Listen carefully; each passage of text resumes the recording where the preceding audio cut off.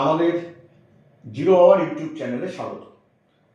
আজ আমরা আলোচনা করব ফটোগ্রাফির কয়েকটি বিষয় নিয়ে। এই ফটোগ্রাফি স্টিল ফটোগ্রাফিও হতে পারে, ভিডিও ফটোগ্রাফিও হতে পারে। আমি যে অংশটা আলোচনা করব সেটা দুটো বিষয়, স্টিল ফটোগ্রাফি ভিডিও ফটোগ্রাফি উভয়ের ক্ষেত্রে।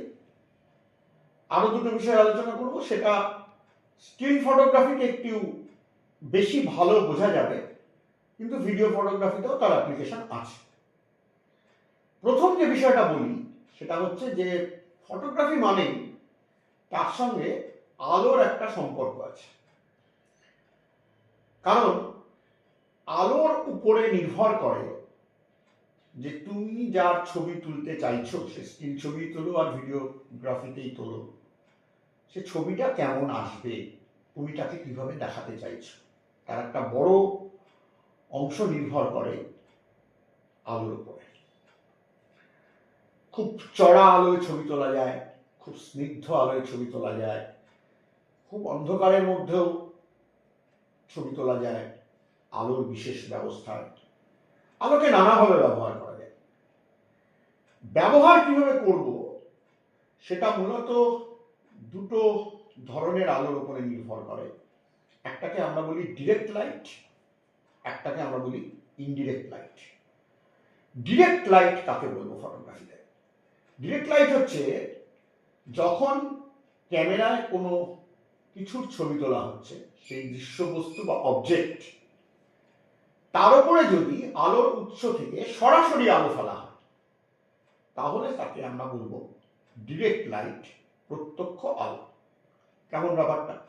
দেখবে তুমি হয়তো স্টুডিওতে একটা ছবি তুলতে গেছো, স্টুডিও একটা আলো তোমার এক পাশ থেকে সামনের দিকে তোমার মুখের ওপরে ফেলেছে, তখন সেটা ডিরেক্ট লাইট। কিংবা ধরো ক্যামেরায় অনেক সময় আমরা ছবি তোলার সময় ফ্ল্যাশ ব্যবহার করি, ফ্ল্যাশের আলোটা জ্বলে ওঠে, সামনে যে দৃশ্যবস্তু থাকে তাকে আলোকিত করে, যেই শাটার টেপা হয় সঙ্গে সঙ্গে, তখন এটা একটা ডিরেক্ট লাইট। স্টেজে কেউ পারফর্ম করছেন, স্টেজে তার উপরে বিভিন্ন জায়গা থেকে অনেকগুলো আলো ফেলা হয়েছে, আমি তার মধ্যে ছবি তুলছি, তখন আমি যে আলোয় ছবি তুললাম সে আলোটা হচ্ছে ডিরেক্ট লাইট।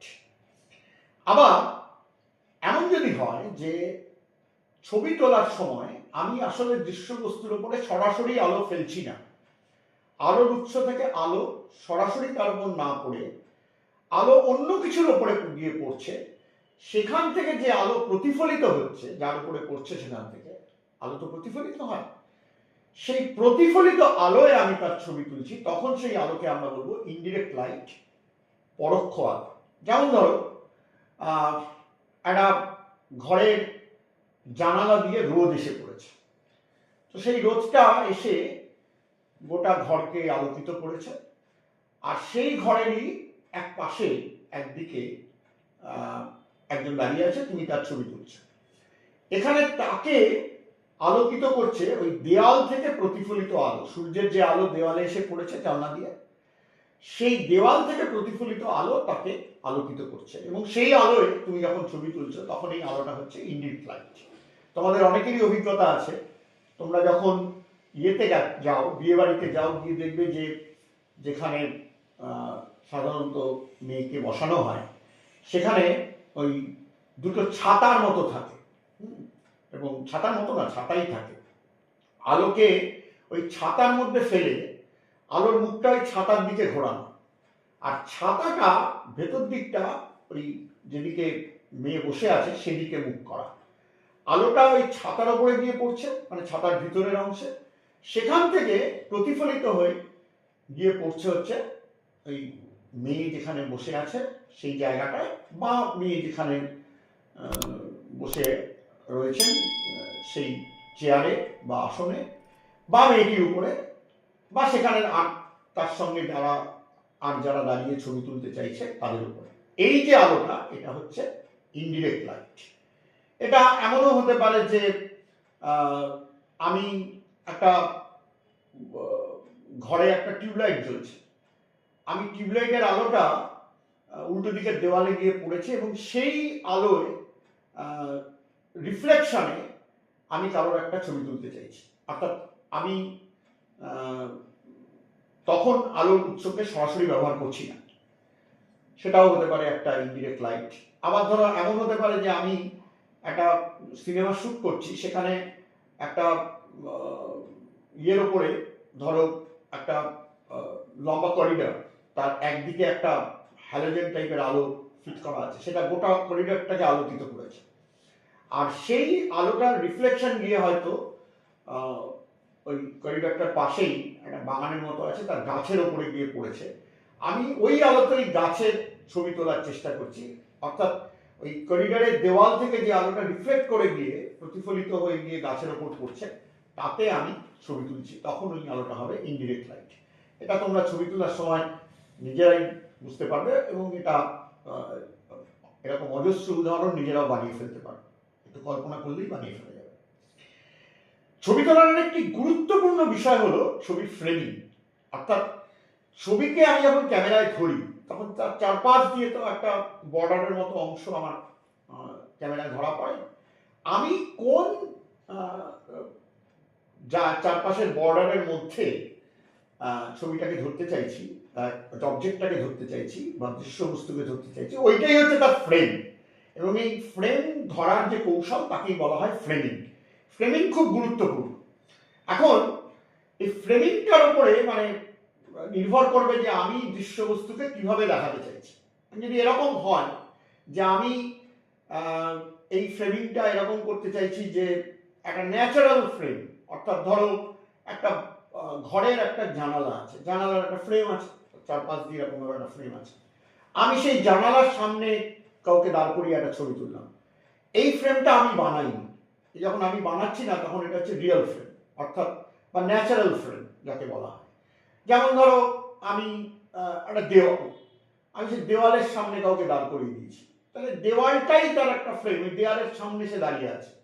কিংবা ধরো তুমি একটা বাগানে দুটো গাছ, সেই দুপাশে দুটো গাছের মাঝখানে একজন দাঁড়িয়েছে বা দুজন দাঁড়িয়েছে বা তিনজন দাঁড়িয়েছে, তুমি সেখানে ছবি তুলছো, মানে ওই গাছ দুটো তার একটা ফ্রেম তৈরি করেছে। এই ফ্রেমগুলো ফটোগ্রাফার কোথাও বানাচ্ছে না, ফ্রেমগুলো যেমন রয়েছে তার মধ্যেই, প্রকৃতির মধ্যে যেভাবে রয়েছে সেইভাবেই আমরা এই ফ্রেমগুলোকে ব্যবহার করছি। এইটাকে বলা হবে হচ্ছে ন্যাচারাল ফ্রেম। ঠিক আছে? যেমন ধরো আমার এমন হতে পারে যে কেউ হয়তো ঘরের মধ্যে একটা ইজি চেয়ারে বসে আছেন, ঠিক আছে, তুমি তাকে ছবিতে ধরলে, মানে ক্যামেরায় ধরলে, এই যে ফ্রেমটা, এটা হচ্ছে কি না, সে ইজি চেয়ারে বসে আছে, তুমি তার চারপাশের দেয়াল আর তার মাঝখানে সে ইজি চেয়ারে বসে আছে, এটাকে ধরেছো। এই ফ্রেমটাও তুমি বানাও আর তো নিজে তৈরি করনি, এটা হচ্ছে ন্যাচারাল ফ্রেম। আরেক ধরনের ফ্রেম হয়, সেটাকে আমরা বলি আর্টিফিশিয়াল ফ্রেম।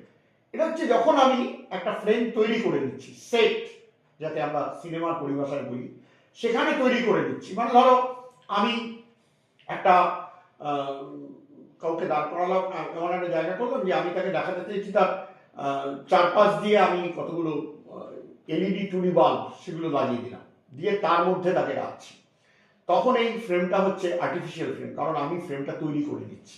ঠিক আছে? কিংবা ধরো এরকম হয়েছে যে আমি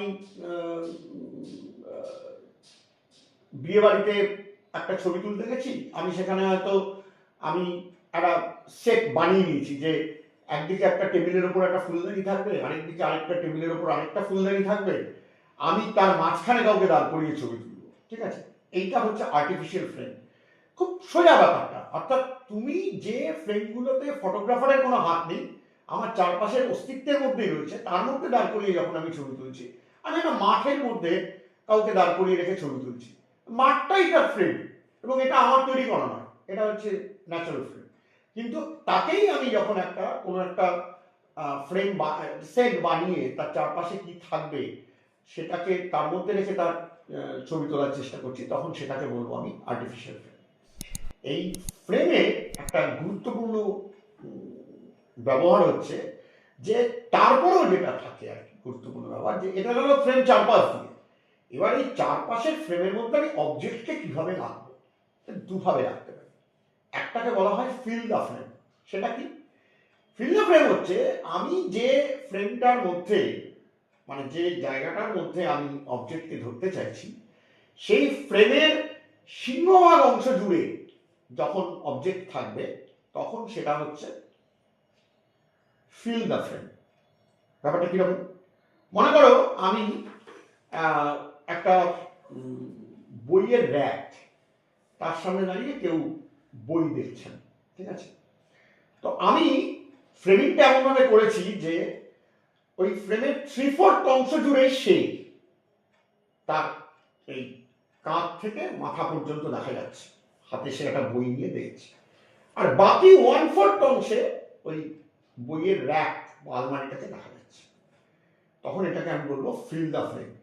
যেমন ধরো তুমি হাওড়া ব্রিজে গেছো, এবার হাওড়া ব্রিজে গিয়ে তুমি হাওড়া ব্রিজের যে ওই রেলিংটা আছে তার পাশে একজনকে দাঁড় করিয়েছো, করিয়ে তুমি পেছনে গঙ্গা, এবং তার যখন ছবি তুলছো তখন তুমি খুব ক্লোজ থেকে তাকে এমনভাবে ফ্রেমে ধরেছো যে ওই চারপাশের বর্ডার যতটা আসছে তার মধ্যে প্রায় 3/4 বা তার বেশি অংশ জুড়ে সে খুব সামান্য অংশ দিয়ে ওই রেলিংটা আর ওই তার পেছন দিয়ে গঙ্গাটাকে দেখা যাচ্ছে।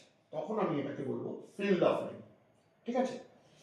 ফ্রেমের আরেকটা ব্যবহার হলো এই ফিল দ্য ফ্রেমের ঠিক বিপরীত, অপোজিট, এটাকে বলে নেগেটিভ স্পেস। নেগেটিভ স্পেস মানে কি ফটোগ্রাফিতে? আমি যে ফ্রেমের মধ্যে আমার অবজেক্টকে রাখছি, মানে চারপাশের যে বর্ডার এরিয়া, যদি এমন হয় যে তার খুব ক্ষুদ্র অংশে আমি মেইন অবজেক্ট, মূল দৃশ্যবস্তু যাকে আমি ধরতে চাইছি তাকে রাখলাম, আর তার 3/4 অংশ বা বেশি অংশটাই আমি ফাঁকা রেখে দিলাম, ফাঁকা মানে যা দেখা যাচ্ছে ফ্রেমের মধ্যে সেইটাকে ধরলাম, তখন যে এই যে আমি খুব ক্ষুদ্র অংশের মধ্যে আমার অবজেক্টকে রেখেছি, এইটাকে আমি বলবো নেগেটিভ স্পেস। মানে আমার নেগেটিভ স্পেস হচ্ছে ওই বড় জায়গাটা। এটা কিন্তু অনেক সময় কেউ ছবি দেখে বলে বাবা আমাকে তো খুব ছোট দেখাচ্ছে, চারপাশটা অনেক বেশি দেখাচ্ছে।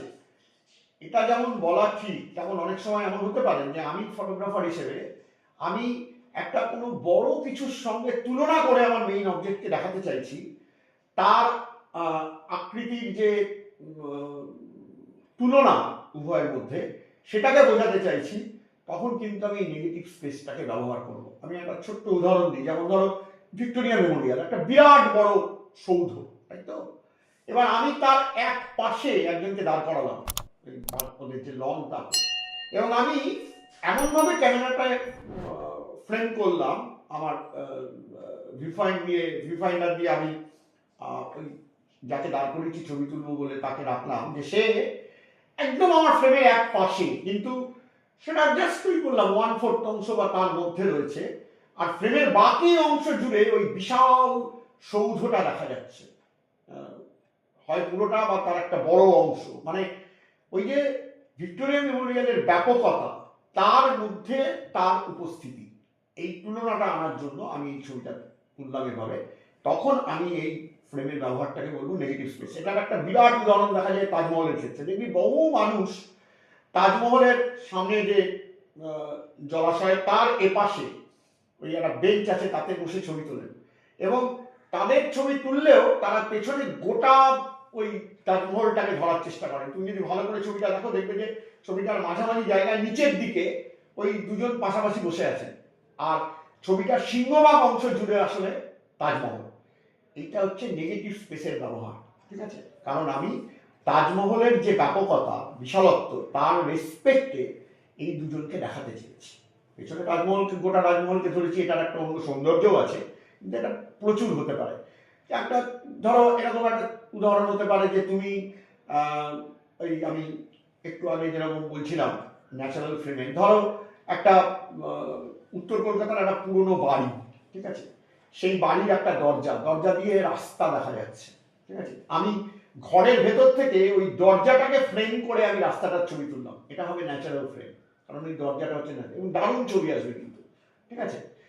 যেমন তুমি ধরো একইভাবে তুমি যদি এই নেগেটিভ স্পেস ব্যবহার করার কথা ভাবো, যে একজন একটা বাড়ির ছাদে দাঁড়িয়ে আছে, ঠিক আছে? তুমি ছাদে দিয়েই ছবিটা তুলছো, কিন্তু তাকে ছবিটার ফ্রেমের এক পাশে রেখে ওই যে ছাদ দিয়ে দূরের আরো অনেকগুলো বাড়ি, পরপর বাড়ি দেখা যাচ্ছে, হয়তো উঁচু একটা নারকেল গাছ দেখা যাচ্ছে, আকাশের অনেকটা দেখা যাচ্ছে, সবটাকে ধরে তুমি ছবি তুলছো। তার মধ্যে ছবির এক পাশে সে দাঁড়িয়ে আছে। তখন এই যে প্রকৃতির ব্যাপকতার মধ্যে তুমি তাকে তুললে, এটা হলো নেগেটিভ স্পেসের ব্যবহার। তাহলে চারটে জিনিস বললাম।